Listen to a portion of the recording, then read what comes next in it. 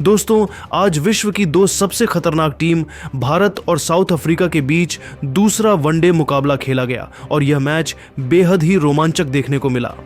रोहित विराट की वापसी के बाद सबको उनसे बहुत उम्मीद थी, लेकिन भारतीय बल्लेबाजों ने रायपुर की तेज और उछाल भरी पिच पर दक्षिण अफ्रीकी गेंदबाजों को कड़ी टक्कर दी और अंत में जो हुआ उसने सभी को हैरान कर दिया। तो ऐसे में आज हम आपको इस वीडियो में बताएंगे इंडिया और साउथ अफ्रीका के दूसरे वनडे मैच का पूरा रोमांचक हाइलाइट्स। तो ऐसे में आप इस वीडियो को अंत तक जरूर देखिएगा और अगर आप भी भारत की टीम के बहुत बड़े फैन हैं तो आप इस वीडियो को एक लाइक जरूर कर लीजिएगा। इस वीडियो का लाइक टारगेट 1000 लाइक्स का है। इस मैच में भारतीय टीम के कप्तान के एल राहुल ने टॉस जीतकर पहले बल्लेबाजी करने का फैसला किया। पिच देखकर यह साफ समझ आ रहा था कि शुरुआत में गेंद थोड़ी स्विंग करेगी, लेकिन जैसे जैसे मैच आगे बढ़ेगा बल्लेबाजों के लिए रन बनाना आसान होता जाएगा। अफ्रीका के सामने थे भारत के दो बेहतरीन ओपनर रोहित शर्मा और यशस्वी जायसवाल। दोनों बल्लेबाज जानते थे कि शुरुआती ओवरों में सावधानी से खेलना बेहद जरूरी है, क्योंकि अफ्रीकी गेंदबाज नई गेंद से अच्छी स्विंग निकालने के लिए मशहूर हैं। नांद्रे बर्गर अपनी रफ्तार और एंगल से लगातार परेशान करने की कोशिश कर रहे थे। वहीं दूसरे छोर से मार्को यान्सेसिन अपनी उछाल और लेफ्ट आर्म एंगल से चुनौती दे रहे थे। पहले कुछ ओवरों में रोहित और यशस्वी ने बखूबी धैर्य दिखाया, एक एक रन लेकर स्ट्राइक रोटेट की और जहां मौका मिला वहां चौका भी लगाया, लेकिन किसी भी तरह का अनावश्यक जोखिम नहीं उठाया। चौथे ओवर में बर्गर की गेंद यशस्वी के बल्ले का बाहरी किनारा लेती हुई स्लिप से थोड़ी दूर निकल गई, लेकिन यशस्वी ने तुरंत खुद को संभाल लिया। वहीं रोहित शर्मा परिस्थिति को पढ़ते हुए अपने क्लासिक स्टाइल में खेल रहे थे, कभी स्ट्रेट ड्राइव, कभी गाइड, तो कभी बैकफुट पर जाकर बेहतरीन पंच शॉट्स। दोनों बल्लेबाजों ने मिलकर भारतीय पारी को मजबूत शुरुआत दी और पहले विकेट के लिए 35 रन की शानदार साझेदारी बनाई। दर्शक भी धीरे धीरे गर्म होने लगे थे कि तभी 7वें ओवर में अफ्रीका को पहली सफलता मिल गई। बर्गर की बाहर जाती हुई गेंद पर यशस्वी जायसवाल ने ड्राइव खेलने की कोशिश की, लेकिन गेंद उनके बल्ले का किनारा लेती हुई सीधे विकेट कीपर के दस्तानों में चली गई। यशस्वी 15 रन बनाकर पवेलियन लौट गए और भारत के खाते में पहला झटका लग गया। पहला विकेट गिरते ही मैदान पर उतरे भारत के सबसे भरोसेमंद बल्लेबाज विराट कोहली। मैदान पर जैसे ही विराट आए पूरा स्टेडियम कोहली कोहली के नारों से गूंज उठा। अब जिम्मेदारी उनके और रोहित शर्मा के कंधों पर थी कि इस शुरुआती झटके को संभाला जाए। अफ्रीकी गेंदबाजों ने इस समय अटैक तेज कर दिया था। मार्को यान्सेन ने उछाल भरी गेंदें डाली, बर्गर लगातार लाइनों को बदल रहे थे और एडन मार्करम मिड ओवर में फील्ड सेटिंग में निरंतर बदलाव कर रहे थे। लेकिन यह दोनों भारतीय दिग्गज इतने अनुभवी हैं कि दबाव को अवसर में बदल देते हैं।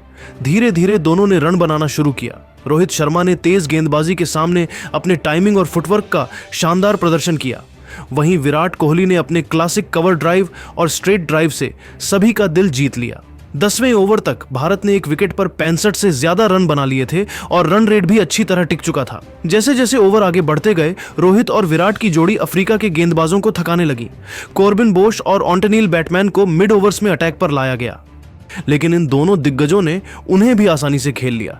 विराट ने बैटमैन की स्लोअर गेंदों को पढ़कर बेहतरीन कट शॉट लगाए, जबकि रोहित ने बोश की लेंथ गेंदों को हवा में उठाकर बाउंड्री के बाहर पहुंचाया। 12वें ओवर में रोहित शर्मा ने बैटमैन को शानदार पुल शॉट के जरिए चौका लगाया, तो वहीं कोहली ने अगले ओवर में बोश पर एक खूबसूरत कवर ड्राइव लगाया, जिसने दर्शकों को खड़े होकर तालियां बजाने पर मजबूर कर दिया। धीरे धीरे यह साझेदारी सेट हो चुकी थी और दोनों बल्लेबाज पिच पर बिल्कुल सहज दिख रहे थे। 15वें ओवर के बाद अफ्रीकी कप्तान ने अपने स्पिनर सुब्रायन को गेंद थमाई, लेकिन विराट और रोहित दोनों स्पिन खेलने में भी उतने ही माहिर। 15वें ओवर के बाद अफ्रीकी कप्तान ने अपने स्पिनर सुब्रायन को गेंद थमाई, लेकिन विराट और रोहित दोनों स्पिन खेलने में भी उतने ही माहिर हैं जितने तेज गेंदबाजों के सामने। विराट ने सुब्रायन की गेंद पर शॉट चयन में कोई जल्दी नहीं दिखाई, जबकि रोहित ने एक हल्की सी शॉट गेंद का फायदा उठाकर लॉन्ग ऑन के ऊपर से शानदार छक्का लगा दिया। इस तरह दोनों के बीच साझेदारी तेजी से आगे बढ़ती चली गई और भारत का स्कोर 16वें ओवर तक 100 के पार पहुंच गया। दर्शक अब भारत की पारी को मजबूत होते देख उत्साहित हो रहे थे। हर शॉट, हर रन पर तालियों की गड़गड़ाहट गूंज रही थी। 20वें ओवर तक यह साझेदारी शानदार शतक के पार पहुंच चुकी थी। विराट कोहली और रोहित शर्मा दोनों ने अपनी अपनी 50 के करीब पहुंचते हुए बेहतरीन बल्लेबाजी का प्रदर्शन किया, लेकिन ठीक इसी समय 23वें ओवर में अफ्रीका ने एक बार फिर मैच में वापसी कर ली। मार्को यानसेसन को दोबारा अटैक पर लाया गया और उन्होंने अपनी गेंदबाजी में सूझबूझ दिखाते हुए विराट को एक उछाल भरी गेंद फेंकी। विराट ने गेंद को ऑफ साइड में खेलने की कोशिश की, लेकिन गेंद बल्ले का ऊपरी किनारा लेती हुई पॉइंट के हाथों में चली गई। विराट कोहली 51 रन बनाकर आउट हो गए और इस बेहतरीन साझेदारी का अंत हो गया। विराट के आउट होने के बाद नंबर 4 पर बल्लेबाजी करने आए ऋतुराज गायकवाड़, जिन्हें शुरुआत से ही स्थिति समझकर खेलना था। दूसरी तरफ रोहित शर्मा अभी भी क्रीज पर टिके हुए थे और भारत को तेज लेकिन समझदारी वाली बल्लेबाजी की जरूरत थी, जिसके बाद 26वें और 27वें ओवर में भारतीय बल्लेबाजों ने स्ट्राइक रोटेशन पर ज्यादा ध्यान दिया। रोहित शर्मा अपने अनुभव के दम पर हर बॉलर की लाइन को अच्छे से पढ़ते हुए खेल रहे थे, जबकि ऋतुराज गायकवाड़ भी धीरे धीरे अपनी लय में आते दिख रहे थे। हालांकि उन्हें अभी शॉट खेलने में थोड़ी सावधानी बरतनी पड़ रही थी, क्योंकि अफ्रीकी गेंदबाज स्लोअर गेंदों और ऑफ कट्टर का लगातार इस्तेमाल कर रहे थे। 28वें ओवर में अफ्रीका के लिए एक महत्वपूर्ण सफलता आई। ऑटनील बैटमैन अपनी स्लोअर गेंदों और विविधता के लिए जाने जाते हैं और उन्होंने ऋतुराज को एक ऐसी गेंद फेंकी जो थोड़ी रुक कर आई। ऋतुराज ने कवर ड्राइव खेलने की कोशिश की, लेकिन गेंद उनके बल्ले का किनारा लेती हुई सीधे शॉर्ट कवर के हाथों में चली गई। ऋतुराज 15 रन बनाकर आउट हो गए और भारत को तीसरा झटका लग गया। ऋतुराज के आउट होते ही मैदान पर उतरे भारतीय कप्तान के एल राहुल। यह वह समय था जब भारत को फिर से अपनी पारी को स्थिर करना था और बड़ा स्कोर बनाने की राह पर वापस लौटना था। दूसरी तरफ खड़े रोहित शर्मा पहले से ही अच्छी लय में थे और राहुल के आने से साझेदारी मजबूत होने की उम्मीद और बढ़ गई। स्टेडियम में बैठे फैंस ने भी राहुल का जोरदार स्वागत किया, क्योंकि उन्हें पता था कि यह दोनों बल्लेबाज मिलकर मैच का रुख पूरी तरह बदल सकते हैं। 29वें से 32वें ओवर के बीच दोनों ने बेहद समझदारी के साथ बल्लेबाजी की। राहुल ने शुरुआत में सिंगल डबल पर ध्यान दिया, जबकि रोहित ने हर खराब गेंद को बाउंड्री में बदलना जारी रखा। रोहित अब अपने शतक के करीब पहुंच चुके थे और अफ्रीकी गेंदबाजों पर दबाव साफ नजर आ रहा था। मार्को यानसेसन और बर्गर को वापस अटैक पर लाया गया, लेकिन रोहित ने दोनों की गेंदों को शानदार टाइमिंग के साथ खेला। 34वें ओवर में रोहित शर्मा ने बर्गर की फुल लेंथ गेंद को एक्स्ट्रा कवर के ऊपर से उछालकर चौका लगाया और अपने शानदार शतक तक पहुंच गए। यह शतक न सिर्फ रोहित की क्लास का सबूत था, बल्कि भारत की पारी की रीढ़ भी। उधर राहुल भी अब अपने प्राकृतिक गेम में आ चुके थे। कभी पॉइंट के बीच से गाइड करते, कभी स्ट्रेट ड्राइव से गेंद को चीरते हुए 35वें और 36वें ओवर में दोनों बल्लेबाजों ने रन रेट बढ़ाना शुरू किया। सुब्रन की स्पिन गेंदबाजी को बेहतरीन फुटवर्क से खेला गया, कभी आगे बढ़कर, कभी बैकफुट पर जाकर। राहुल ने भी एक बेहतरीन स्वीप शॉट लगाया, जिसने बाउंड्री की राह पकड़ी। अफ्रीकी कप्तान मार्कम फील्ड बदलते रहे, लेकिन भारतीय बल्लेबाजों पर इसका कोई असर नहीं हुआ। 38वें ओवर में रोहित ने बैटमैन की गेंद पर एक खूबसूरत लॉफ्टेड ड्राइव खेलकर गेंद को सीधा लंबे ऑफ के ऊपर से बाहर भेज दिया। वहीं राहुल ने बोश की एक शॉर्ट गेंद पर जबरदस्त पुल शॉट लगाकर चौका हासिल किया। दोनों अब मिलकर टीम को बड़े स्कोर की तरफ खींच रहे थे। 40वें ओवर तक भारत का स्कोर 300 के आसपास पहुंचने की राह पर साफ दिखाई दे रहा था। रोहित शर्मा 130 के करीब पहुंच चुके थे और राहुल भी अपने शतक की ओर बढ़ रहे थे। इस साझेदारी ने अफ्रीकी गेंदबाजों को पूरी तरह थका दिया था। जिस भी गेंदबाज को कप्तान मार्करम अटैक पर लाते, उसे रोहित और राहुल एक समान अंदाज में खेलते। 45वें ओवर में आखिरकार मार्को यानसेन ने अफ्रीका को एक बड़ी सफलता दिलाई। उन्होंने रोहित शर्मा को ऑफ स्टंप के बाहर हल्की सी गति बदलाव के साथ गेंद डाली। रोहित ने कवर के ऊपर से शॉट खेलने की कोशिश की, लेकिन गेंद बल्ले का किनारा लेती हुई सीधे डीप कवर फील्डर के हाथों में चली गई। रोहित शर्मा 132 रन की शानदार यादगार और मैच सेटिंग पारी खेलकर आउट हुए। रोहित के आउट होते ही पूरा स्टेडियम खड़ा होकर तालियां बजाने लगा, क्योंकि आज उन्होंने भारतीय पारी की नींव रखी थी। रोहित के आउट होने के बाद बल्लेबाजी करने आए रविंद्र जडेजा। अब भारत के पास सिर्फ कुछ ओवर बचे थे और जल्दी रन बनाने की जरूरत थी। उधर के एल राहुल अपने शतक के बेहद करीब थे और अपनी पारी को निखार रहे थे। 46वें और 47वें ओवर में राहुल ने बोश और बर्गर को लगातार गैप में खेलकर रन बटोरे। उधर जडेजा ने आते ही अपने इरादे साफ कर दिए। पहला रन लिया, फिर अगली ही गेंद पर बैटमैन की शॉर्ट गेंद को स्क्वायर लेग के ऊपर से उछालकर चौके में तब्दील कर दिया। 48वें ओवर में राहुल ने अपना शतक पूरा किया। यह रन नहीं, बल्कि उनके आत्मविश्वास और जिम्मेदारी का प्रतीक था। पूरी टीम ने उन्हें ड्रेसिंग रूम में खड़े होकर सलामी दी। उधर जडेजा अब तेजी से रन बना रहे थे और भारत को बड़े स्कोर तक पहुंचाने में कोई कसर नहीं छोड़ रहे थे। उन्होंने बोश की यॉर्कर लेंथ गेंद को भी खूबसूरती से स्कूप कर बाउंड्री तक पहुंचाया। 49वें और 50वें ओवर में भारत ने तेजी से रन बटोरे। राहुल ने स्ट्राइक रोटेशन बनाए रखा और जडेजा ने आखिर के ओवरों में ताबड़तोड़ बल्लेबाजी करते हुए 10 गेंदों पर 20 रन की ताबड़तोड़ पारी खेली।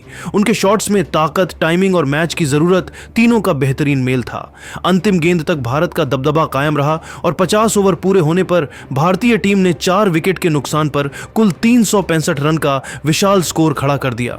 अब अफ्रीका की बल्लेबाजी की बारी थी, जहां साउथ अफ्रीका के लिए पारी की शुरुआत करने आए अफ्रीका कप्तान एडन मार्करम और रियान रिकल्टन। लेकिन दूसरी तरफ टीम इंडिया के गेंदबाज हर्षित राणा और अर्शदीप सिंह पूरी आक्रामकता के साथ गेंद लेकर खड़े थे। पहले ही ओवर में अर्शदीप ने कुछ बेहतरीन स्विंग गेंदें डालकर अफ्रीकी बल्लेबाजों को सोचने पर मजबूर कर दिया। वहीं दूसरे ओवर में गेंद संभाली हर्षित राणा ने और उन्होंने आते ही अपना कहर शुरू कर दिया। रियान रिकल्टन को उन्होंने एक ऐसी गेंद फेंकी जो अंदर की ओर मुड़ी और रिकल्टन बिल्कुल चकमा खा गए। गेंद सीधा पैड के पीछे से निकली और स्टंप्स बिखेरती हुई निकल गई। रिकल्टन 2 रन बनाकर क्लीन बोल्ड हो गए और अफ्रीका को पहला बड़ा झटका लगा। रिकल्टन का विकेट गिरते ही इंडियन फैंस में जबरदस्त उत्साह फैल गया। अगले ही ओवर में अर्शदीप सिंह ने अपना कहर जारी रखा। इस बार सामने थे अफ्रीकी कप्तान एडन मार्करम। अर्शदीप ने बाहर जाती गेंदों से उन्हें फंसाने की कोशिश की और फिर अचानक एक तेज ऑफ स्टंप की लाइन पर पिच होती गेंद डाल दी। मार्करम ने ड्राइव खेलने की कोशिश की, लेकिन गेंद बल्ले का किनारा लेते हुए पहली स्लिप में गई और वहां खड़े रोहित शर्मा ने कोई गलती नहीं की। मार्करम भी 5 रन बनाकर जल्दी पवेलियन लौट गए और अफ्रीका के दोनों ओपनर सिर्फ कुछ ही रन पर आउट हो चुके थे। अफ्रीका का स्कोर बेहद मुश्किल में था और तीसरे नंबर पर आए क्विंटन डीकॉक पर अब पूरी जिम्मेदारी थी। लेकिन हर्षित राणा आज किसी और ही मोड़ में थे। डिकॉक के सामने उन्होंने पहले 2 गेंदें बाहर की ओर स्विंग कराई, फिर तीसरी गेंद अचानक भीतर की ओर ले आई। डिकॉक गेंद को पढ़ ही नहीं पाए और बल्ला बहुत देर से घुमाया। गेंद सीधी पैड और बल्ले के बीच के गैप से निकलकर स्टंप से टकरा गई। क्विंटन डिकॉक बिना खाता खोले 0 रन आउट हो गए। ये राणा की दूसरी सफलता थी और अफ्रीकी टीम गहरे संकट में थी। अफ्रीका का स्कोर कुछ ही ओवरों में 3 विकेट पर बहुत कम रन हो चुका था और अब टीम को अपनी पारी बचाने के लिए मजबूती की जरूरत थी। चौथे नंबर पर आए मैथ्यू ब्रिट्सके, जिन्होंने अपने पिछले मैच में शानदार प्रदर्शन किया था, लेकिन यहां हालात और दबाव बिल्कुल अलग थे। दूसरी तरफ अर्शदीप और प्रसिद्ध कृष्णा ने लाइन और लेंथ पर लगातार काम करते हुए रन रोकने की रणनीति अपनाई। ब्रिट्सके ने शुरुआत में काफी समझदारी दिखाई। उन्होंने सिंगल डबल लेकर स्ट्राइक रोटेट की और एक अद खराब गेंदों का फायदा उठाकर चौके भी लगाए। उधर टोनी डी जॉर्जी, जो 5वें नंबर पर आए थे, उन्होंने भी शुरुआत में संयम दिखाया। हालांकि डी जॉर्जी अपनी आक्रामकता के लिए जाने जाते हैं, लेकिन भारतीय गेंदबाजों की सटीक बाउंस और पेस के चलते वो खुलकर नहीं खेल पा रहे थे। 12वें ओवर में प्रसिद्ध कृष्णा ने अपनी लेग कटर गेंदों से डी जॉर्जी को बार बार परेशान किया। एक गेंद पर उन्होंने डी जॉर्जी को हवा में शॉट खेलने पर मजबूर किया, लेकिन गेंद फील्डर से जरा दूर गिरी और डी जॉर्जी बच गए, लेकिन वह ज्यादा देर तक टिक नहीं पाए। अपनी पारी को आगे बढ़ाने के दबाव में उन्होंने सुंदर की एक उड़ती हुई गेंद को स्वीप करने की कोशिश की, लेकिन गेंद उनके बल्ले के नीचे से निकलकर पैड से टकराई। अपील हुई और अंपायर ने उंगली उठा दी। डी जॉर्जी 24 रन बनाकर वापस लौट गए और अफ्रीका का चौथा विकेट गिर गया। अब क्रीज पर थे मैथ्यू ब्रिट्सके और उनके साथ आए युवा सनसनी डिवोल ब्रेविस। ब्रेविस अपनी आक्रामक बैटिंग के लिए मशहूर हैं और भारत के खिलाफ खेलने का उनका अंदाज भी कुछ ऐसा ही होता है।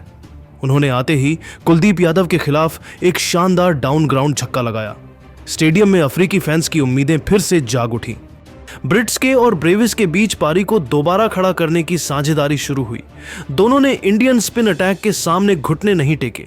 कुलदीप यादव ने अपनी गुगली और टर्न से दोनों को बार बार परेशान किया। वहीं जडेजा ने कसी हुई गेंदबाजी की, लेकिन ब्रेविस ने अपनी ताबड़तोड़ शैली को जारी रखा और सुंदर की एक फ्लाइटेड गेंद को मिड विकेट के ऊपर से बाहर भेज दिया।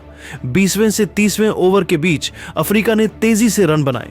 ब्रिट्सके ने भी कुछ बेहतरीन शॉट लगाए, कभी पॉइंट के बीच से, कभी कवर ड्राइव से।